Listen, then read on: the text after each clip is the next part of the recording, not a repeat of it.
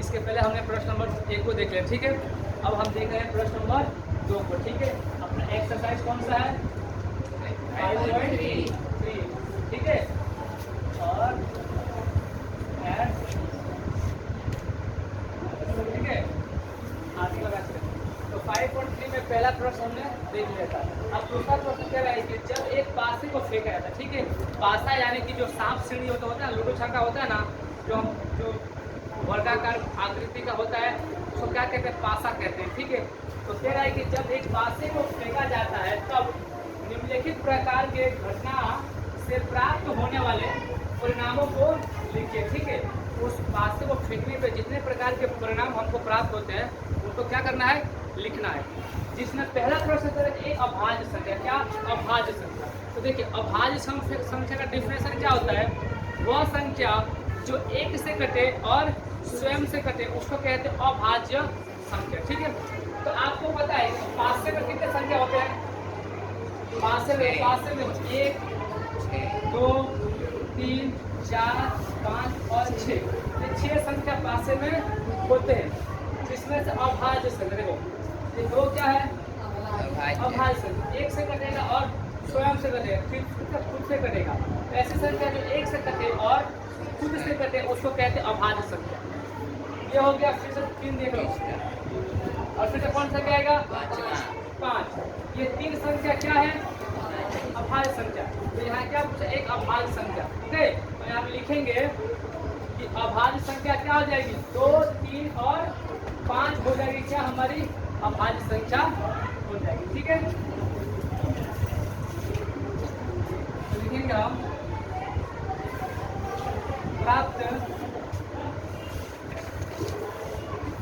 अभाज्य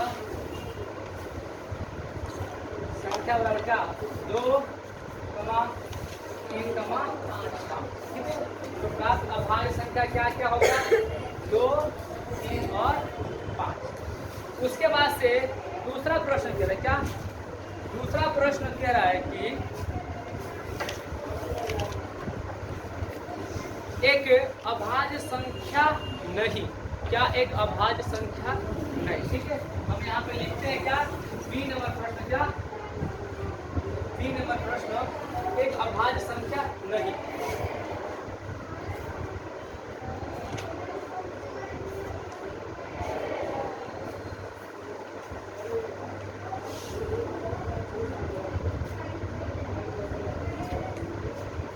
ठीक है।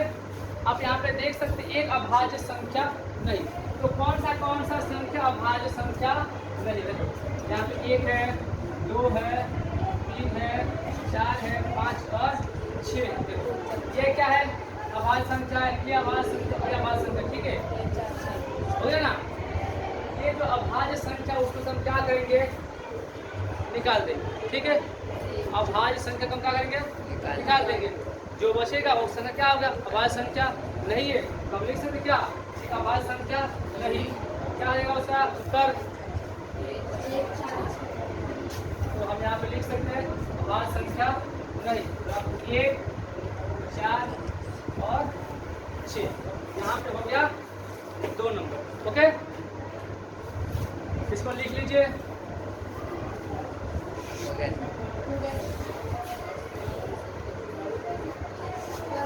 हो गया। तो यहाँ पे हम देखा कि एक अभाज्य संख्या नहीं, 1, 4 और 6 है, क्या है? एक अभाज्य संख्या नहीं है, ठीक है। इसके आगे चलते हमने क्या? पहले का क्या है? पहले का ए और ये पहले का बी हो गया, ठीक है। अब इसी में सवाल है क्या? दूसरे का ए, क्या है? दूसरे का ए, और दूसरे का ए सवाल क्या कह रहा है? हाँ, 5 से बड़ी एक संख्या। तो देखिए आपको पता है क्या लिखेंगे यहाँ पे हम? 5 से बड़ी एक संख्या। देखिए पासे में कितने संख्या होते हैं? 1, 2, 3, 4, 5 और 6। आप इसको देख सकते हैं 5 से बड़ी कौन सी संख्या है? सिर्फ एक ही है, क्या है? 6। तो यहाँ पे लिख सकते क्या? 6। 5 से बड़ी एक संख्या कौन सी है? वो है 6, ओके। अब आगे चलते हम इसकी ओर, दूसरे का बी, दूसरे का बी, ठीक है। अब इसमें क्या कह रहा है, 5 से बड़ी संख्या नहीं, ओके।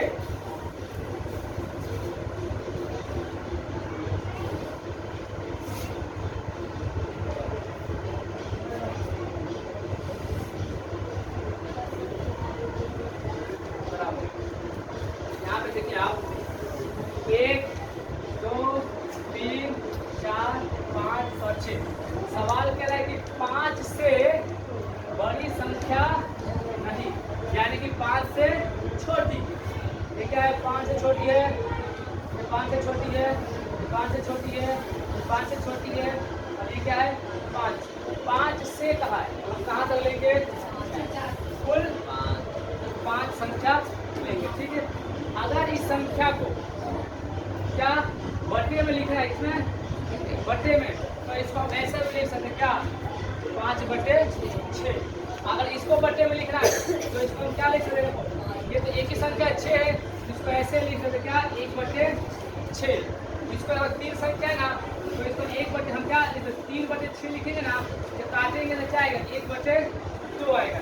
यहाँ पे कितनी संख्या है, 2 संख्या है, 3 संख्या, जिसको भी हम लिखेंगे 3/6, फिर कटिंग करेंगे तो क्या आएगा 1/2। ऐसे भी हम क्या कर सकते, बटे में लिख सकते हैं अगर आप चाहो तो, ओके। आया समझ में यह प्रश्न नंबर 2, या प्रश्न नंबर 2 के 4 हो, एक का ए और एक का बी नंबर, ठीक हो गया। और यहाँ पे ए, दूसरे का ए और दूसरे का बी, यहाँ पे सारे प्रश्न को हमने क्या कर दिया है, सोल्व कर दिया है। तो आप जैसा चाहे वैसा क्या कर सकते हैं, लिख सकते हैं। इस पासे के आधार पर हमने प्रश्न का कर दिया सोल्व कर दिया। आगे चलते हैं प्रश्न नंबर 3। अब हम देखेंगे प्रश्न नंबर 3, कह रहा है ज्ञात कीजिए, ठीक है। उसमें पहला प्रश्न कह रहा है कि प्रश्न नंबर 1 का ए में, प्रश्न नंबर 1 का ए में जो पहले हमने प्रश्न 1 सॉल्व किया था ना, उसी प्रश्न को कह रहा है 1 का ए में सूचक के डी पर रुकने की प्रायिकता। देखिए जैसे में ये क्या एक आकृति है, जैसे कोई स्क्रीन समझ हम गेम खेलते हैं, घुमाते हैं, गोल घुमाते हैं, तो कह रहा है कि इसको एक बार हम गोल घुमा दिए हैं, तो जो ये जो है ना डी, ये डी को यहाँ पे आने की प्रायिकता कितनी है, तो हम देख सकते हैं इसमें डी कितना है, 1 है, और इसमें कुल कितने बॉक्स है, 5, 1 2 3 4 5 बॉक्स है ना, यानी कि डी के आने की प्रायिकता तो एक ही है ना। अगर 2 डी होगा तो कहते हैं कि 2 आने की प्रायिकता, लेकिन आपको डी तो एक ही है, यानी कि कुल 5 में से सिर्फ एक ही है ना जो डी आ सकता है, तो ये भी आ सकता है, ये भी आ सकता है, ये भी आ सकता है। तो इसका आंसर क्या हो जाएगा,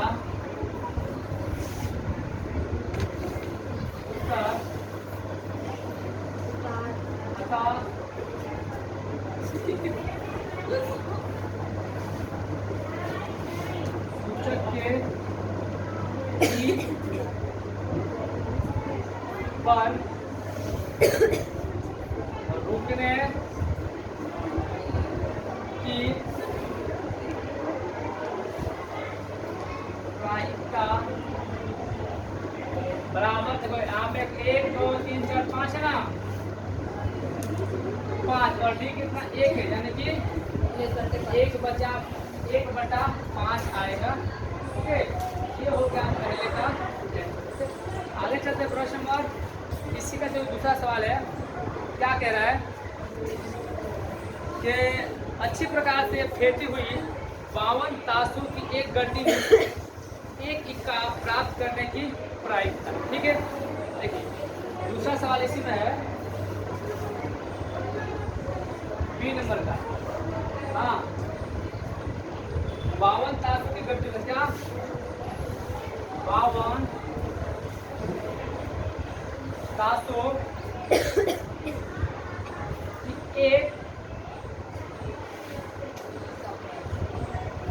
एक गड्डी में से 1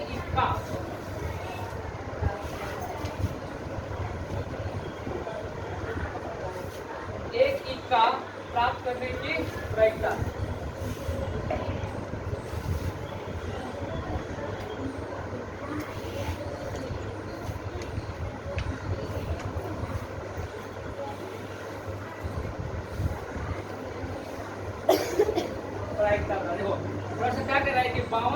कि एक गड्डी में से एक गड्डी में से एक इक्का। आपको पता होगा कि जब कुल 52 पत्ते होते हैं ना, कुल 52 पत्ते में इक्का कितनी होती है? 4 इक्का होती है ना। तो ऐसा हम लिख सकते हैं क्या? 4/52, ठीक है, 4/52। अब इसको हम संक्षिप्त रूप में करेंगे ना, तो 4 के पहाड़े में 13 बार में 52 आता है। कितने बार में? 13 बार। अब देखो 13 का 13, 52, यानी कि हम इसे क्या लिख सकते हैं? 1/13। ये हो गया हमारा आंसर। ओके, अब इसके बाद से हम आगे चलेंगे प्रश्न नंबर सी की ओर। क्या सी? ए और ये हो गया, ये बी हो गया, ठीक है। तो क्या था? ये ए था, हाँ, ए और ये बी। अब क्या बचा? सी। इसको लिख लो, उसके बाद से हम सी की ओर चलते हैं। देखिए अभी प्रश्न नंबर तीसरा का सी नंबर, ठीक है। कह रहा है कि एक लाल सेव प्राप्त करने की प्रायिकता क्या? लाल सेव कह रहा है कि दी हुई आकृति से देखिए, ये आकृति है, ठीक है। और इसमें देखिए, आप देख सकते हैं इसमें कितने कुछ 7 एप्पल है। कितने? 7। जिसके अंदर आर लिखा हुआ है वो रेड एप्पल है, और जिसके अंदर जी लिखा हुआ वो ग्रीन यानी कि हरा एप्पल है, और रेड वाले को लाल एप्पल कहेंगे। कह रहा है कि एक लाल सेब प्राप्त करने की प्रायिकता, ठीक है। देखिए लाल सेब इसमें कितने हैं? 1 2 3 और 4 लाल सेब है, और टोटल सेब कितने हैं? 7। तो हम लिखेंगे उत्तर में एक लाल सेब प्राप्त करने की